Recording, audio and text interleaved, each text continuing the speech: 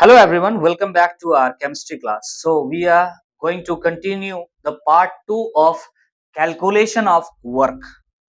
Part 2 में हम कुछ और प्रोसेस बचे हुए हैं जिसमें वर्क कैलकुलेशन करना बचा हुआ है, उसको हम कंटिन्यू करने जा रहे हैं इन थर्मोडायनेमिक्स। तो उस टॉपिक को जो बचा हुआ है उसको पढ़ने के लिए आपको कुछ बातें पहले आने चाहिए। जैसे हम आपको पहले से ही बता दें कि एडियाबेटिक प्रोसेस के बारे में आगे हम डिस्कस करेंगे, जिसमें हम वर्क कैलकुलेशन करेंगे, जो कि नहीं हुआ है। इससे पहले हम 5 डिफरेंट प्रोसेस में वर्क कैलकुलेशन कैसे होता है, इसी का पार्ट 1 में आप जस्ट इसके पहले अपलोडेड है, उसको देख लीजिए। ये पार्ट 2 है उसका। क्लियर है कि नहीं? तो हम स्टार्ट कर रहे हैं पॉइजन्स रेशियो नाम का टॉपिक से, जो कि मदद करेगा कि एडियाबेटिक प्रोसेस में वर्क कैलकुलेशन कैसे होता है इसको निकालने में। So what is Poisson's ratio? Actually एक फिजिक्स का टर्म है, लेकिन पॉइजन्स रेशियो का जरूरत है इसमें, क्योंकि फिजिक्स में भी थर्मोडायनेमिक्स आप पढ़ते हैं, ऑब्वियसली आपको ये बात पता होगा, और ज्यादातर फिजिक्स में ही यूज होता है। लेकिन यहाँ पर भी आपको सवाल देखने को मिलेंगे। अगर एडियाबेटिक का सवाल आ गया तो पॉइजन रेशियो आपका काम का चीज है। So what is it? यहां लिख सकते हैं आप, it gives an idea about the atomicity of gas. लिखिएगा, it gives an idea about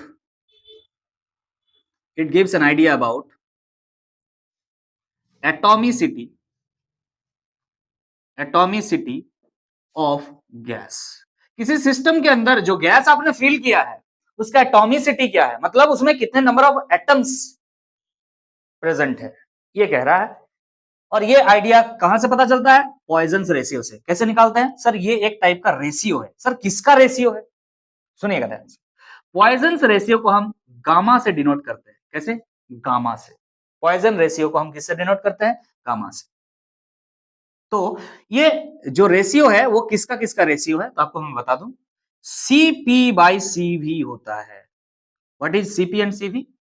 molar heat capacity at constant pressure, that is CP, and CV is molar heat capacity at constant volume, ये होता है CV. इसे कहते हैं हम लोग gamma. Clear है कि नहीं है? सीपी बाई सीवी, इसको हम कहते हैं gamma, and gamma is Poisson's ratio. मुझे सर सीपी और सीवी के बारे में पहले कुछ पता है? आपको याद होगा, हमने आपको पढ़ाया है कि सीपी और सीवी में जो डिफरेंस होता है वो आर के इक्वल होता है, that is universal gas constant के बराबर होता है, आर के बराबर होता है। तो क्या आप यहां पर सीपी इक्वल टू लिख सकते हैं, CP equal to R plus CV, R plus CV लिख सकते हैं, ये हम जानते हैं। और यहां से हम इस चीज को लिख सकते हैं। बोले यस सर, हम लिख सकते हैं। और अलग से आपको मैं बताऊं अगर, तो सीवी के बारे में आपको लिखाया गया था एफ बाई टू आर होता है। F by two R, what is it? F by two R, what is it? तो एफ क्या है अगर आपको मैं बताऊं तो this is degree of freedom. This is degree of freedom. अलग से पार्ट 1 अगर आप नहीं देखे हैं, पार्ट 2 आपको नहीं समझ में आएगा, पार्ट 1 में ऑलरेडी डिस्कस्ड है। क्लियर है कि नहीं? So it is degree of freedom upon 2 into R होता है। तो अगर हम यहां पर पुट करें इस चीज को, ध्यान से देखिएगा, तो सीपी इज इक्वल टू क्या हो जाएगा? Are plus CV. सीवी की जगह हम लिखते हैं F by two R. Clear है कि नहीं है? समझ में आ रहा होगा आपको? इस बात को ध्यान रखिएगा, सीपी और सीवी ये दोनों काम का चीज है भाई। बहुत किस लिए काम का चीज है आगे आपको पता चलेगा। सुनिए ध्यान से। मान के चलिए आपके पास एक मोनो एटॉमिक गैस है। क्या है? Mono atomic gas. Mono atomic gas के लिए डिग्री ऑफ फ्रीडम आपको पता है ना? For mono atomic gas, mono atomic gas, अगर आपके पास मोनो एटॉमिक गैस है तो टोटल डिग्री ऑफ फ्रीडम क्या होता है? तो डिग्री ऑफ फ्रीडम इसका टोटल कितना होता है? 3 होता है, जो कि ट्रांसलेशनल ही है। आपको पता है rotational degree of freedom mono atomic gas में नहीं होता है। और हाई टेम्परेचर का बात नहीं कर रहे हैं, इसका मतलब जो है वाइब्रेशनल डिग्री ऑफ फ्रीडम भी नहीं होगा। सीधा सीधे आप कह सकते हैं डिग्री ऑफ फ्रीडम इसका कितना होता है? 3 होता है मोनो एटॉमिक गैस के लिए। अगर ऐसा है तो आप सीवी का वैल्यू डायरेक्टली लिख सकते हैं। सीवी क्या हो जाएगा यहां पर बताइए जरा? CV equal to F by two होता है, that is 3 by two R हो जाएगा। ध्यान रखिएगा। और आप बताइए यहां पर सी भी तो हो गया, सीपी कितना होगा?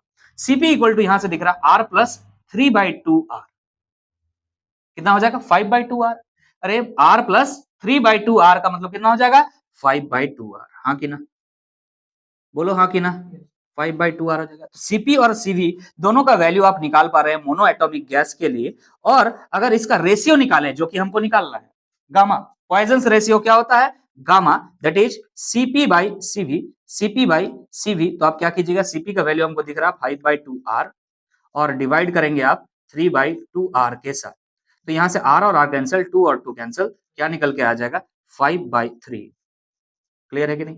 ये वैल्यू आपको याद रखना पड़ेगा कि पॉइजन्स रेशियो मोनोएटॉमिक गैस के लिए कितना होता है। तो ये वैल्यू आप डायरेक्टली याद रखिएगा, मैं बता दे रहा हूं, आप कैलकुलेशन करके रखिएगा। 1.66 लगभग 1.66 के इक्वल होता है, 1.66। तो याद रखिएगा मोनोएटॉमिक गैस के लिए जो पॉइजन्स रेशियो होता है वो 1.66 होता है। क्लियर है कि नहीं? इसलिए इतना सारा बात आपको मैंने बताया कि पॉइजन्स रेशियो निकालना जरूरत क्यों है, वो तो आगे नेक्स्ट स्लाइड में आपको पता चलेगा। कैसे निकालते हैं वो हम बता देते हैं। कि वैल्यू याद कर लीजिए, मोनो एटॉमिक गैस के लिए पॉइजन रेशियो क्या होता है 1.66। आगे बात करते हैं। अब हम ले लेते हैं diatomic gas. For diatomic diatomic gas, या फिर आपने ये बात भी पढ़ा होगा कि डाई एटॉमिक गैस है लेकिन लीनियर अगर है, लीनियर पॉलीएटॉमिक है तो भी चलेगा। क्या है?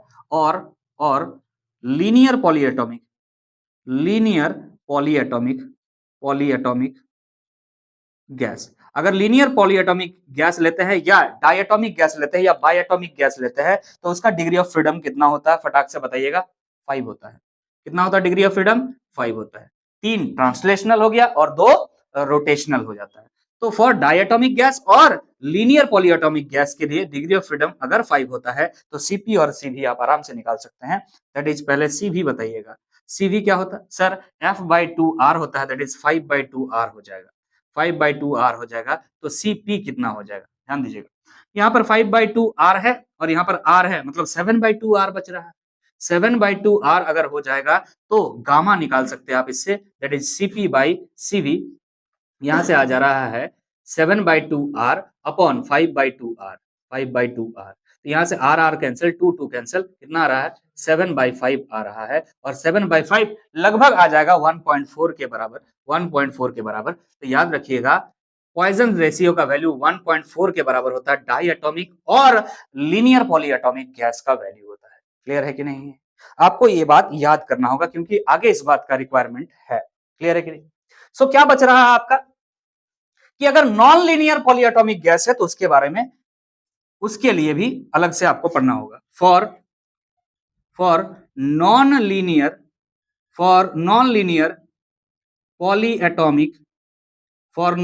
पॉलीएटॉमिक गैस का जो डिग्री ऑफ फ्रीडम है, टोटल डिग्री ऑफ फ्रीडम है, जरा बताइएगा। नॉन लीनियर अगर है तो एक और डिग्री ऑफ फ्रीडम बढ़ जाता है। अगर वाइब्रेशनल ऐड कर दीजिएगा तो 7 हो जाएगा, लेकिन अगर सिर्फ वाइब्रेशनल ऐड ना करे, रोटेशनल और ट्रांसलेशनल को देखे तो कितना डिग्री ऑफ फ्रीडम हो जाता है इसमें? एक बढ़ जाता है, दैट इज 6 हो जाता है।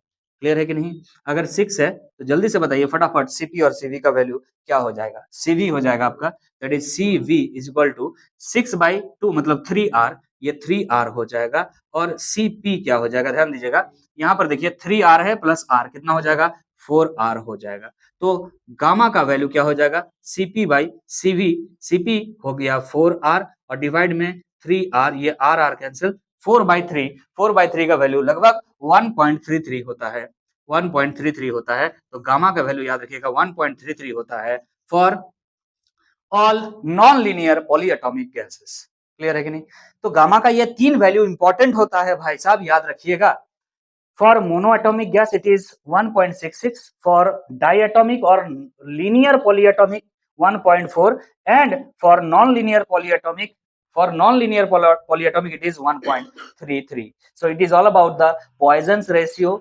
क्यों जरूरत है वो आगे आपको समझ में आएगा नेक्स्ट स्लाइड में, ध्यान। अब हम आगे बढ़ रहे हैं। अब एक प्रोसेस लिए हैं Poisson's ratio सीखने के बाद। The process is work done in adiabatic reversible process. Adiabatic reversible process.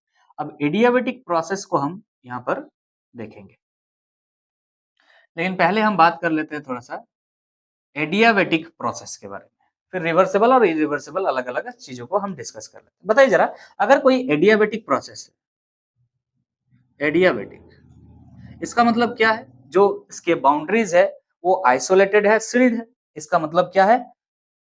Heat transfer is not possible through the boundary, यही है।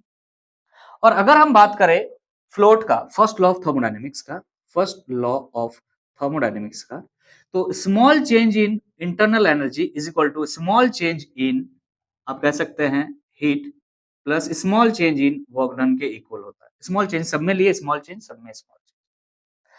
तो देखिए ध्यान से, अगर Q 0 है, इसका मतलब ये है कि dQ का वैल्यू क्या हो जाएगा, 0 हो जाएगा। अगर ये 0 हो चुका है, अगर ये 0 हो चुका है, तो आप कह सकते हैं small work done is equal to change in internal energy, small change in internal energy के इक्वल होगा। Okay, and small change in internal energy किसके बराबर होगा, इसके बारे में अगर हम बात करें तो क्या होता है, अरे सर क्या होता है ना, NCV dt, actually NCV delta T लिखते हैं कब, जब यहाँ डेल्टा यू रहता है। स्मॉल चेंज इन, यहाँ टी स्मॉल टी नहीं कैपिटल टी लिखिएगा, it is temperature not time. अगर आपको याद नहीं हो तो मैं आपको साइड में बताऊं कि molar heat capacity at constant volume equal to क्या होता था, याद आ रहा है आपको? Molar heat capacity at constant volume याद आ रहा है? Molar heat capacity at constant volume क्या होता था? हीट, है ना, हीट कितना आपको सप्लाई करना था पर डिग्री टेम्परेचर को इंक्रीज करने के लिए, और अगर नंबर ऑफ पर मोल का अगर बात हो तभी तो मोलर होता था। क्लियर है कि नहीं? ये आता था, याद आ रहा है कि नहीं आ रहा? तो इस चीज को अगर आप इधर लेके जाएं और इसी चीज को कांस्टेंट वॉल्यूम पे, कांस्टेंट वॉल्यूम पे जो हीट होता है उसी को आप क्या कहते थे? Delta U, change in internal energy. बच्चा अगर वॉल्यूम कांस्टेंट हो जाएगा तो वर्क डन जीरो हो जाएगा।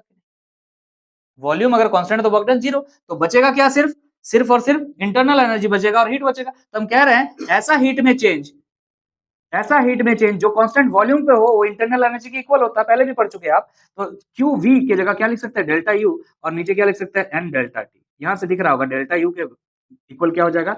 N C we delta t आ जाएगा, हाँ कि नहीं? डेल्टा यू इक्वल टू क्या हो जाएगा? N C we delta T हो जाएगा।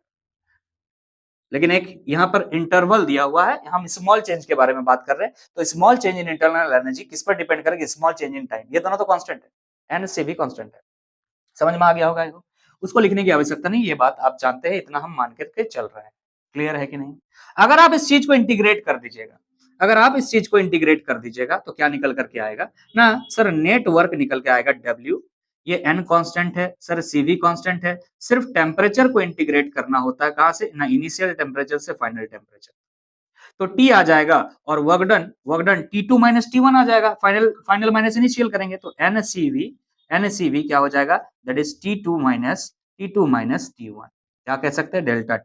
ये वर्क डन का फॉर्मूला निकल के आया। सर और कोई फॉर्मूला? ये तो सर ये तब हम कैलकुलेट कर पाएंगे ये वर्क डन जब ये बताया जाएगा कि कोई सिस्टम का टेम्परेचर इतना था, इससे टेम्परेचर इतना हो गया। कौन सा प्रोसेस में? ना सर एडियाबेटिक रिवर्सिबल प्रोसेस में। तो वर्क डन बताइए, तो ऐसे निकाल दीजिएगा। लेकिन सर अगर कोई और टर्म पे दिया रहे, फॉर एग्जांपल अगर अगर अगर कोई और टर्म पे दिया रहे, मान लीजिए CV आप यहाँ पे जो देख रहे हैं वो नहीं दिया रहे, कांस्टेंट वॉल्यूम का कहानी नहीं है मान लीजिए, तब क्या करेंगे आप? तब गड़बड़ हो जाएगा, तब आप इस तरीके से चीजों को नहीं निकाल पाएंगे। तो हम यहाँ पर मदद लेंगे, तो हम यहाँ पर मदद लेंगे CV के अदर फॉर्मूलाज के साथ, जो कि हमने अभी सीखा, दैट इज पॉइजन रेशियो में हमने सीखा। क्या सीखा पॉइजन रेशियो में? ना sir Poisson ratio equal to क्या होता है ना? CP बाई CV होता है, और हमें यहाँ दिख रहा है CV है, तो CP को भी CV में अगर कन्वर्ट करना है तो अलग से आपको हमको बताना होगा कि CP minus CV equal to R भी होता है। तो अगर CP के जगह पे हम ये लिखे कि R प्लस CV तो कोई दिक्कत नहीं होगा सर, कोई दिक्कत नहीं होगा। क्लियर है कि नहीं? तो हम यहाँ पे CP की जगह लिख रहे हैं R प्लस CV और डिवाइड में पहले से CV है। तो यहाँ देखिएगा गामा इक्वल टू क्या निकल के आ रहा है? R divide by CV, R divide by CV plus CV by CV मतलब हो जाता है 1। यहाँ से निकल के आ रहा है gamma minus one is equal to R by CV। यहाँ से CV निकालना है, CV को इधर ले जाइए, गामा को इधर लेके आ जाइए, गामा माइनस वन को, that is CV equal to क्या आ जा रहा है? R divide by gamma minus one. Proof कर दिए। अब आगे मत पूछेगा काहे, क्योंकि बहुत जगह पर इसका जरूरत पड़ेगा आगे। क्लियर है कि नहीं? CV इक्वल टू क्या होता है? R divide by gamma minus one. Clear है कि नहीं? डायरेक्टली लिखा हुआ रहता है, आपको प्रूफ करके दिया। चलिए इस फॉर्मूला में इस चीज को पुट करके दीजिए, क्योंकि CV अगर नहीं दिया हुआ है मान लीजिए तो गामा दिया हुआ होगा। तो इस टर्म पे जब आप वर्क डन निकालेंगे, जो कि आपने यहां लिखा है NCV T2 minus T1, T2 minus T1, इसको आप ऐसे भी लिख सकते हैं क्या ना, n नंबर ऑफ मोल्स हो गया, CV की जगह लिख सकते हैं R divide by gamma minus 1। Clear है कि नहीं है? और यहाँ पे T2 माइनस T1 तो लिखना ही है, T2 माइनस T1 आपको लिखना है। क्लियर है कि नहीं है? बोलिए समझ में आ गया? बोलिए समझ में आ गया है? तो सर एडियाबेटिक रिवर्सिबल प्रोसेस में क्या यही वर्क डन निकालने का एकमात्र तरीका है? नहीं, और भी तरीके हैं, और भी तरीके हैं, जिसके बारे में आपको चर्चा हम नेक्स्ट स्लाइड में करेंगे। हम आपको ये बात बताएंगे कि कौन सा इक्वेशन फॉलो होता है यहाँ पर, कौन सा इक्वेशन फॉलो होता है। जब हीट जीरो हो उस समय एडियाबेटिक प्रोसेस है, और हीट जब जीरो हो तो उस समय हम क्या करते हैं, क्योंकि टेम्परेचर तो चेंज होता है, हीट यहां पर कोई मतलब ना सिस्टम एब्सॉर्ब कर रहा है ना इमिट कर रहा है, बस टेम्परेचर में चेंज हो सकता है, due to what, due to pressure change हो सकता है, ड्यू टू वॉल्यूम चेंज हो सकता है। क्लियर है कि नहीं है? मतलब दोनों ही प्रोसेस हो सकते हैं, बस यहाँ ध्यान रखना होता है हीट चेंज नहीं होगा। तो हीट चेंज के लिए क्या होगा sir, PV equal to constant करके हमने एक बात पढ़ा था, कब पढ़ा था? आइसोथर्मल प्रोसेस में, अगर आपको याद होगा। क्या आपने पढ़ा था ना? आइसोथर्मल। आइसोथर्मल प्रोसेस का मतलब क्या होता था सर? चेंज इन टेम्परेचर जो है, चेंज इन टेम्परेचर जो है जीरो है। जब चेंज इन टेम्परेचर जीरो होता है, जब टेम्परेचर में कोई चेंज नहीं होता है, तो क्या होता था? पीवी इक्वल टू कांस्टेंट होता है, याद आ रहा होगा। That is P is inversely proportional to volume होता था, ये बात आपने पढ़ा था, या इस चीज को आपने इस तरह से पढ़ा था, P1 V1 इक्वल टू क्या होता है? P2 V2। इसको ग्राफ्स भी आपने बनाए थे। क्लियर है कि नहीं है? लेकिन अब आप आइसोथर्मल नहीं, अब आप किस जगह पर है? एडियाबेटिक प्रोसेस में। एडियाबेटिक प्रोसेस में टेम्परेचर चेंज होता है, होता है, तो क्या पीवी इक्वल टू कांस्टेंट लिख सकते हैं? ऑब्वियसली नहीं, तो फिर क्या लिखेंगे यहाँ पर? इस पे बारे में बात करेंगे हम। एक बार इसका ग्राफ का लेक्चर ले चुके हैं, वहां पर हम उस चीज को नहीं बताए थे और ये बता के छोड़े थे कि बच्चा ये रिलेशन होता है इसका, जब हम एडियाबेटिक प्रोसेस पढ़ाएंगे उस समय बताएंगे। तो अब वो समय है जब हम इसके बारे में ग्राफ का भी डिस्कशन करेंगे। तो पहले रिलेशंस का हम देख लेते हैं। अब हम आगे बढ़ रहे हैं, कौन सा इक्वेशन का यूज करेंगे हम आपका एडियाबेटिक रिवर्सिबल प्रोसेस के लिए, उसके बारे में डिस्कस करने जा रहे हैं। For reversible adiabatic process, for reversible adiabatic process, ध्यान से सुनिएगा, यहाँ पे एक्सपेंशन भी हो सकता है और कॉम्प्रेशन भी हो सकता है, हम उनको अलग अलग पढ़ने की आवश्यकता है इसमें। ध्यान से सुनिएगा, इक्वेशन है P V to the power gamma is equal to constant. क्या है? कांस्टेंट है।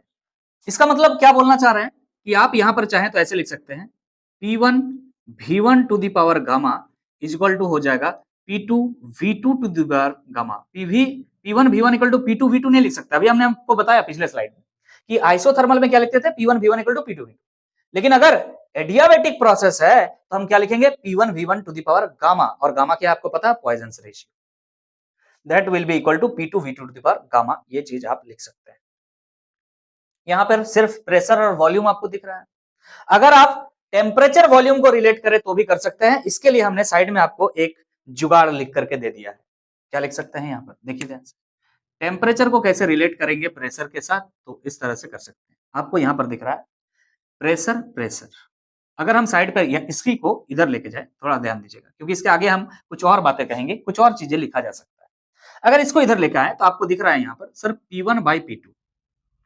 देखिए ध्यान से, P1 दिख रहा है, इस P2 को इधर लेके आ गए, तो यहाँ क्या बच रहा है बताइए जरा? यहाँ पर दिख रहा है सर V2 डिवाइड बाय क्या आ जाएगा? V1। Sir V2 to the power gamma divide by V1 to the power gamma. इसका मतलब ये निकल के आया ना, V2 बाय V1 लिख करके क्या लिख सकते हैं पावर में? गामा लिख सकते हैं। अरे P1 bye P2 is equal to क्या लिख सकते हैं? V2 by V1 to the power gamma लिख सकते हैं। समझ में आ रहा है कि नहीं आ रहा? तो ध्यान दीजिएगा, ध्यान से समझिएगा। आपको पता है वॉल्यूम, सॉरी, आपको पता है प्रेशर और वॉल्यूम जो है इनवर्सली प्रोपोर्शनल है। यस सर, इनवर्सली प्रोपोर्शनल है। चलिए, आपको यह बात पता है कि प्रेशर और वॉल्यूम जो है इनवर्सली प्रोपोर्शनल होता है जब टेम्परेचर कांस्टेंट होता है। ठीक है, ठीक है, टेम्परेचर जब कांस्टेंट होता है। चलिए एक काम करते हैं, यहां पर ध्यान दीजिएगा, यहां पर ध्यान दीजिएगा, P1 बाई P2 के जगह पे, यहाँ पे T1 बाई T2 मतलब V2 बाई V1 के जगह पे यहाँ पर गामा लिखा हो, सॉरी सॉरी सॉरी, यहाँ पर ध्यान से देखिए, यहाँ पर गामा है, बोलो हाँ कि ना? यहाँ पर क्या है? गामा है। ये दोनों चीज सेम है, इसका मतलब इसके अंदर के जो मटेरियल है वो सेम है मतलब T1/T2 इज इक्वल टू क्या है, V2/V1 है। समझ में आ रहा है कि नहीं आ रहा?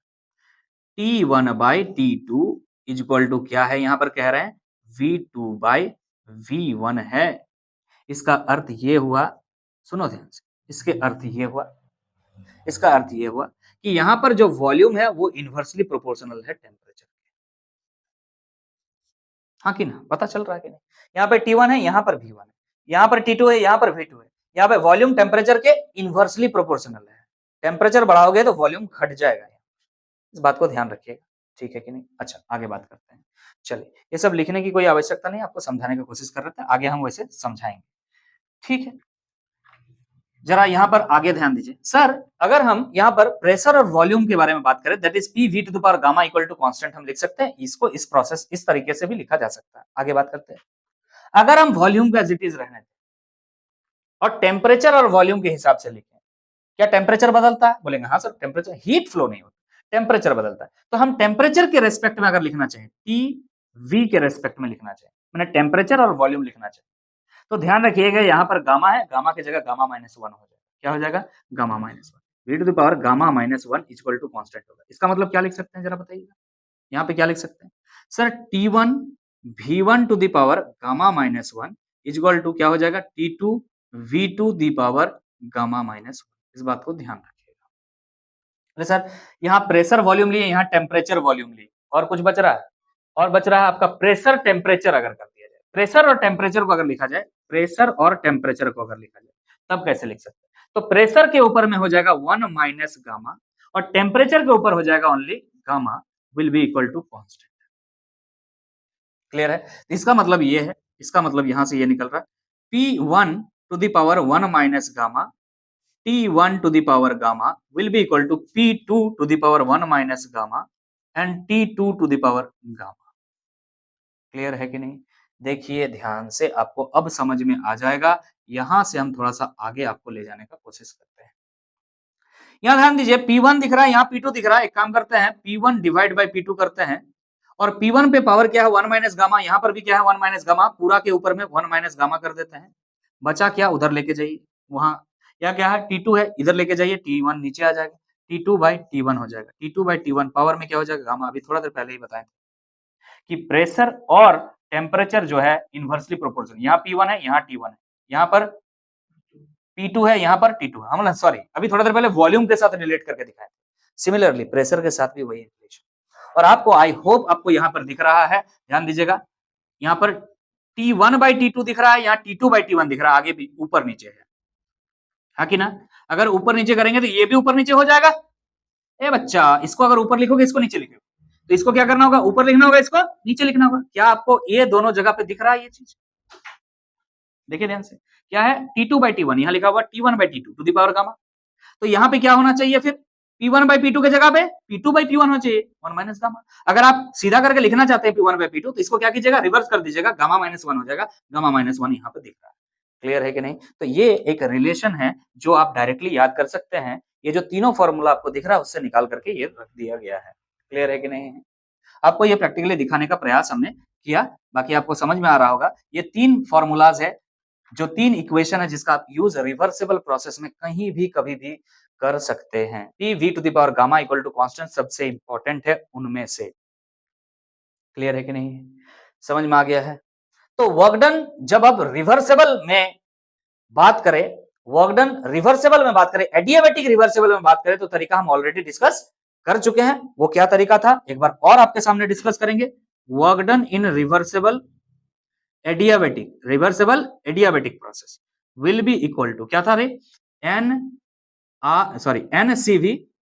एनसीवी डेल्टा टी लिख सकते हैं, या T2 माइनस T1 था, कोई दिक्कत नहीं है। और सीवी के जगह पे अभी बताए थे R डिवाइड बाई गामा -1 भी लिख सकते हैं, ठीक है कि नहीं? R डिवाइड बाई गामा -1, यहाँ डेल्टा टी लिखो या T2 माइनस T1 लिखो।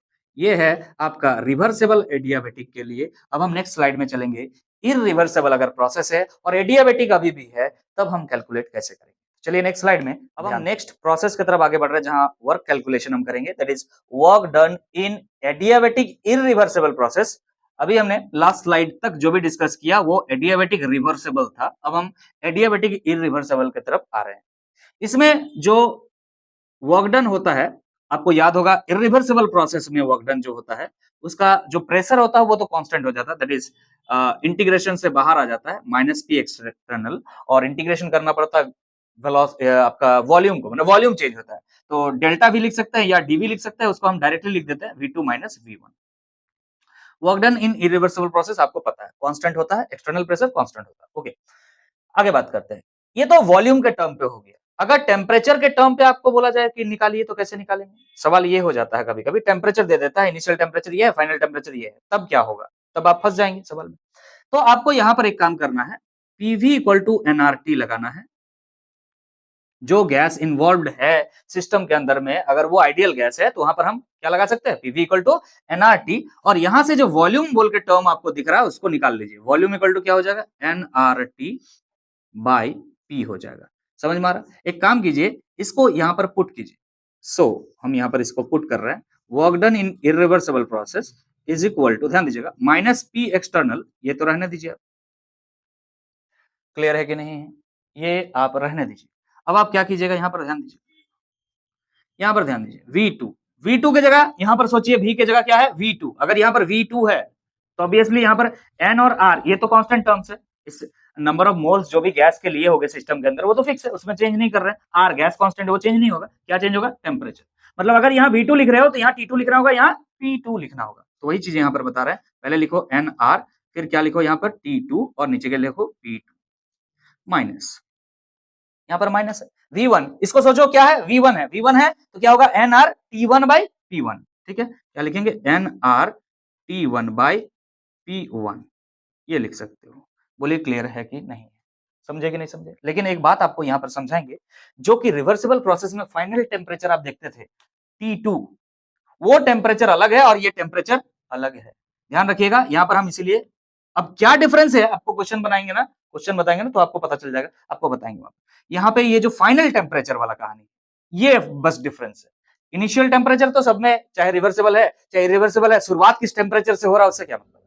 जो फाइनल टेम्परेचर है इसका इरिवर्सिबल का, और जो रिवर्सिबल में फाइनल टेम्परेचर था, वो दोनों में डिफरेंस है। इस बात को ध्यान रखिएगा। क्लियर है कि नहीं? तो ये चीज यहां से निकल करके आता है। ओके, यहां पर सर तीन प्रेशर भी दिख रहा है हमको, P2, P1 and P external. तो आपको पता है कि P एक्सटर्नल कैसे जज करते हैं कि P1 या P2 के इक्वल ही होता है?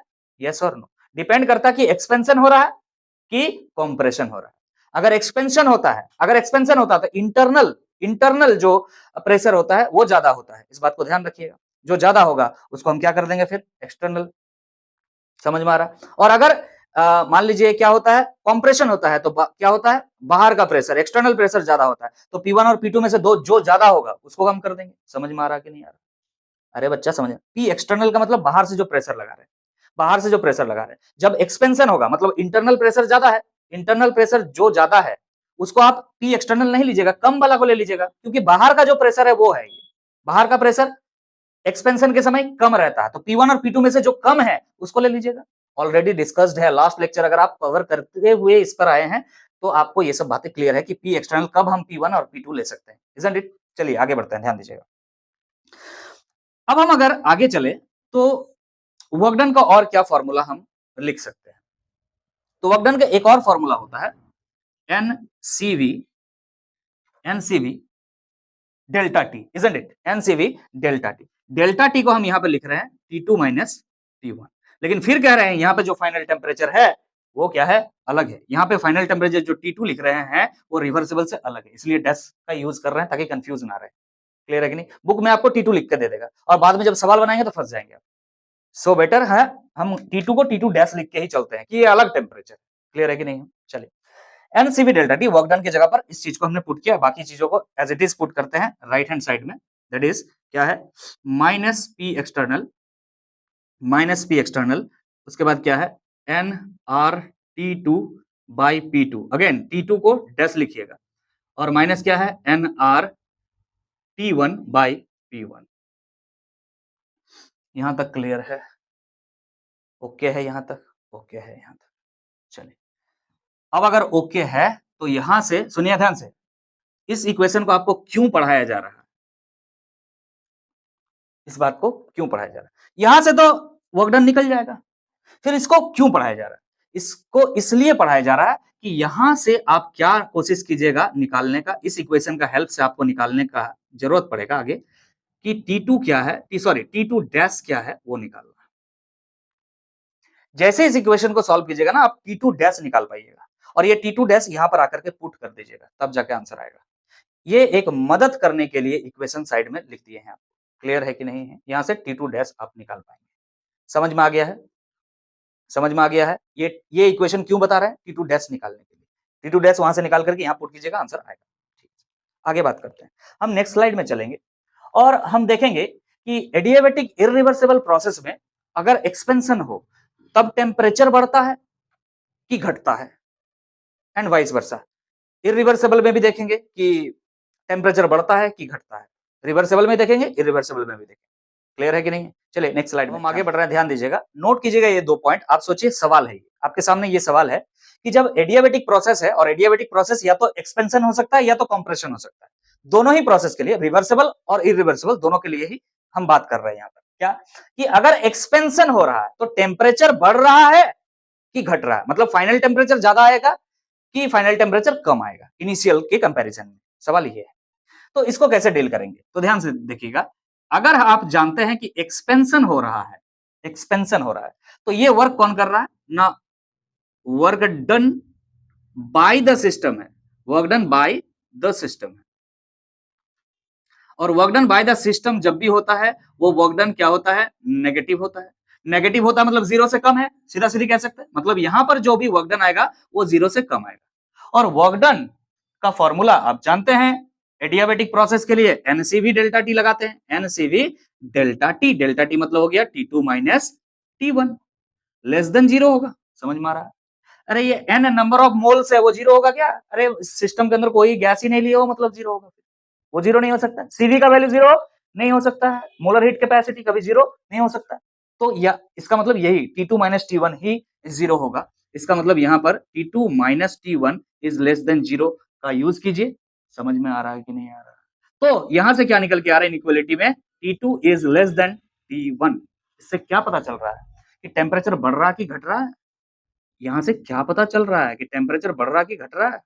कि T1 ज्यादा है ना बच्चा, मतलब इनिशियल टेम्परेचर ज्यादा है, फाइनल टेम्परेचर कम है, मतलब टेम्परेचर डिक्रीजेस। यहां से लिख लीजिएगा क्या हो रहा है, टेम्परेचर डिक्रीजेस।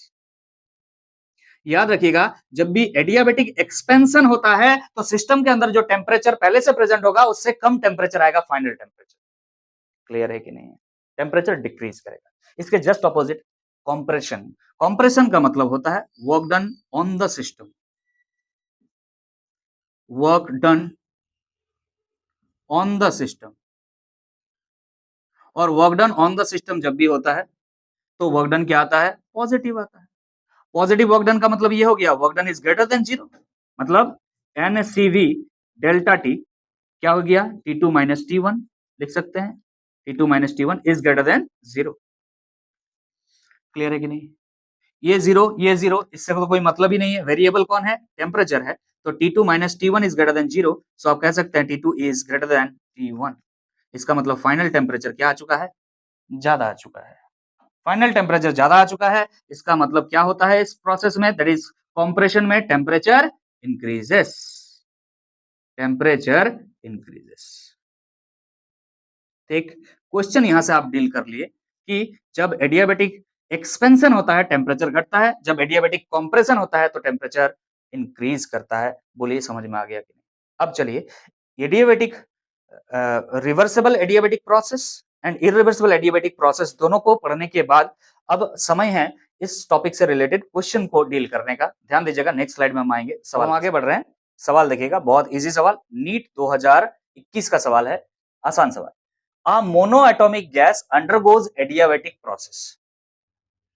एक मोनोएटॉमिक गैस है जो एडियाबेटिक प्रोसेस परफॉर्म कर रही है। Its volume and temperature are related as TV to the power P equal to constant. ऐसे लिखा हुआ है सवाल में, TV to the power P equal to constant है, मान लीजिए K लिख दिया। The value of P will be, ये जो वैल्यू P का होगा वो कितना होगा ये आपसे पूछ रहा है। तो अगर आप एडियाबेटिक प्रोसेस पढ़ चुके हैं तो क्या होता है, T V to the power gamma minus 1 equal to constant होता है। अगर इन दोनों को रिलेट करें आपस में तो आपको समझ में आ रहा होगा T T V V. Power में पी है, पी किसके इक्वल होगा? पी इक्वल टू हो जाएगा गामा माइनस 1। क्लियर है कि नहीं? अब यहां पर कौन एडियाबेटिक प्रोसेस कर रहा है? ना मोनो एटॉमिक गैस कर रहा है। अगर मोनो एटॉमिक गैस का अगर बात करें तो Poisson's ratio that is gamma is equal to होता है 1.66666, ऐसा चलता जाता है, हम इसको ऐसे लिख सकते हैं 1.67। क्लियर है कि नहीं? तो यहां पर गामा का वैल्यू 1.67 अगर है -1 तो कितना आ जा रहा है यहां पर 0.67, जो कि आपका ऑप्शन नंबर सी पे प्रेजेंट है। ये था सवाल। क्लियर है कि नहीं है? चलिए नेक्स्ट क्वेश्चन की तरफ आगे बढ़ेंगे। अब हम नेक्स्ट प्रॉब्लम की तरफ आगे बढ़ रहे हैं, ध्यान दीजिएगा। यहाँ पे हमने क्वेश्चन नंबर 10 लिखा है, इसके पहले 9 बनाया था। अगर कुछ बच्चे देख रहे हैं और कंफ्यूज हो रहा है तो मैं पहले बता दूं, इसका एक पार्ट 1 वीडियो आया हुआ है, उसमें 8 क्वेश्चंस ऑलरेडी जो है क्लियर किए गए हैं। उसके बाद हम यहाँ से जो है 9th नंबर क्वेश्चन से आगे लेके चल रहे हैं।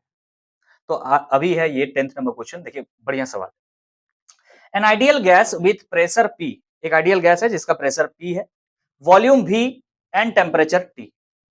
क्लियर है कि नहीं? अब क्या कर रहा है? Is expanded isothermally to a volume 2V and final pressure P1। Process क्या है? Isothermal process. पहला क्या लिख रहा है? आइसोथर्मल प्रोसेस है, जिसमें क्या हो रहा है? पहले वॉल्यूम कितना था? V था, एक्सपेंड किया, वॉल्यूम बढ़ा, कितना हो गया? 2V हो गया। पहले प्रेशर क्या था? P, अब फाइनल प्रेशर क्या हो चुका है? P1। ये आइसोथर्मल प्रोसेस। आगे बढ़ रहा है। इफ द सेम गैस, अगर वही गैस को क्या किया जाए? इज एक्सपेंडेड एडियाबेटिकली, आइसोथर्मल नहीं, अगर उसी गैस को आप एक्सपेंड कर रहे हैं, लेकिन प्रोसेस क्या हो चुका है? Adiabatic process. To a volume 2V, final volume becomes 2V, the final pressure is P2। Initial pressure हमेशा क्या है? P1 है, सॉरी मतलब P है। फाइनल प्रेशर अगर एडियाबेटिक प्रोसेस है तो क्या है? P2 है। अगर आइसोथर्मल प्रोसेस था तो क्या था? P1 था। क्लियर है कि नहीं? वॉल्यूम दोनों में ही क्या हो जा रहा? फाइनल वॉल्यूम 2V हो जा रहा। Okay, the ratio of the specific heat of the gas is 1.67। ये क्या दिया हुआ? रेशियो ऑफ स्पेसिफिक हीट, इसका मतलब Cp बाई Cv दिया है यार। Cp बाई Cv का मतलब क्या है? गामा है, गामा का वैल्यू दिया हुआ है। Calculate the value of the ratio P2 by P1। Clear है कि नहीं? गामा दिया हुआ है, समझना पड़ेगा। क्लियरली लिखा है the ratio of the specific heat. Specific heat मतलब क्या होता है? Cp by Cv। रेशियो दिया हुआ दोनों का क्या है? वही गामा है। चलिए ध्यान से देखिए, पहला प्रोसेस बोला है आइसोथर्मल। अगर आइसोथर्मल प्रोसेस के बारे में बात करें तो आपको ये बात पता होगा, पीवी इक्वल टू कांस्टेंट होता है। क्या होता है? PV equal to constant. Temperature अगर कांस्टेंट रहे, there is no change in temperature, तो क्या लिखते हैं? PV equal to constant. चलिए पीवी इक्वल टू कांस्टेंट, या इस चीज को ऐसे भी लिख सकते हैं, that is P1 V1 is equal to P2 V2। बोलो हाँ कि ना? Initial pressure P1, initial pressure कितना है? P है। इनिशियल वॉल्यूम कितना है? V है। क्लियर है कि नहीं? फाइनल वॉल्यूम क्या है आइसोथर्मल प्रोसेस के लिए? आइसोथर्मल प्रोसेस के लिए बोलो जरा, बोलो रे फटाफट। P1 है प्रेशर, फाइनल प्रेशर है P1, और वॉल्यूम कितना है फाइनल? यहां पर दिख रहा है 2V है। प्रेशर आपका P1 दिख रहा है, वॉल्यूम आपका 2V दिख रहा है, तो यहां पर हम 2V कर देते हैं। यहां से P1 निकाल के रखें, क्योंकि हमको रेशियो चाहिए होगा फ्यूचर में, क्या? P1 बाई P2, तो P1 निकाल के रखें। यहां से P1 इज इक्वल टू क्या हो जाएगा? दैट इज, यहां से देख भाई, V और V काट दें, कट गया, ये 2 नीचे आ जाएगा, दैट इज P बाई 2 आकर के रुक जाएगा। चलिए आगे बढ़ते हैं, ये आइसोथर्मल का कहानी है। अब सेम गैस को क्या कर रहा है? एक्सपेंड करने के लिए अलाउ कर रहा है एडियाबेटिक प्रोसेस में। एडियाबेटिक प्रोसेस में ये एडियाबेटिक एक्सपेंशन हो रहा है, और एडियाबेटिक एक्सपेंशन के लिए जो फॉर्मूला है पीवी का, क्या लिखते हैं? PV to the power gamma equal to constant. PV to the power gamma equal to constant, इसका मतलब इसको ऐसे लिख सकते हैं, P1 V1 to the power gamma is equal to P2 V2 to the power gamma.